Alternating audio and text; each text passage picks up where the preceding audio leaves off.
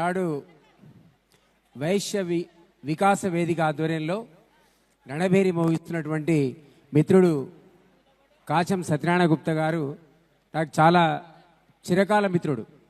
మీ అందరం కూడా టీఆర్ఎస్లో ఫౌండర్ మెంబర్స్ ఉన్నాం. అప్పుడు ఉద్యమంలో మేము చేసినటువంటి పోరాటం అన్నది మన అందరికీ తెలుసు, మీ అందరికీ తెలుసు. కాచం సత్యనారాయణ పాపం ఎల్బీ నగర్లో నిర్వహించిన ప్రోగ్రామ్స్ అన్నింటిలో కూడా చాలా వాటిలో నేను పాల్గొన్నా. ఆయన అప్పటి నుంచి ఇప్పటి వరకు కూడా రాజకీయంగా ఒక రకంగా చెప్పాలంటే ఆయనది బ్యాడ్ లకే. ఎంతో కష్టపడేవాడు, అన్ని రకాలుగా తన కష్ట నష్టాలకు ఆర్థికంగా కూడా ఇబ్బంది పడ్డాడు. అయినా సరే ఆయన ఎప్పుడు కూడా వెనకడికి వేయలేదు.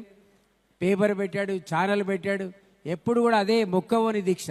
ఈరోజు మీకోసం ఆయన ఈ అద్భుతమైన సభ నిర్వహించడం అన్నది నాకు కూడా సంతోషం కలిగిస్తుంది. నేను ఇప్పుడు ఒక రాష్ట్ర పార్టీ అధ్యక్షుడు ఉన్నా కాబట్టి ఎవరు అన్నారు మిత్రుడు ఏ పార్టీ కూడా ప్రకటించట్లేదని. నేను ప్రకటిస్తున్నా. ఇప్పుడు బీజేపీకి పోవాలనుకుంటారు, బీఆర్ఎస్ అనుకుంటారు, కాంగ్రెస్ అనుకుంటారు. మాలాంటి పార్టీకి మీరు రారు. ఒకవేళ వస్తే ఖచ్చితంగా మీరు అడుగుతున్నటువంటి 5 సీట్లు ఇచ్చేస్తా.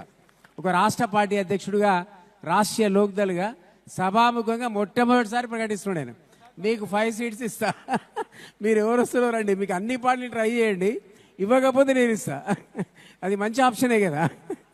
సో ఈ విధంగా రాష్ట్రీయ లోక్దల్ అది అజిత్ సింగ్ గారి పార్టీ. మన తెలంగాణ ఉద్యమంలో సుదీర్ఘకాలం మనతో కలిసి పనిచేశాడు.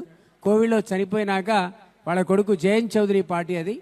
బీజేపీతో మేము అలయన్స్లో ఉన్నాం కాబట్టి ఎవరైనా సరే అటువంటి రాజకీయ ఉత్సాహం ఉన్న వాళ్ళు రండి. ఇంతకుముందు సుజాత గారు అన్నట్టు మీరు అడగకుండా ఎవరు పెడతారు అసలు అన్నం? మీరు అడగాలి, పోట్లాడాలి, కనపడాలి, వినపడాలి, లేకపోతే ఏ పార్టీ సీట్ ఇవ్వదు.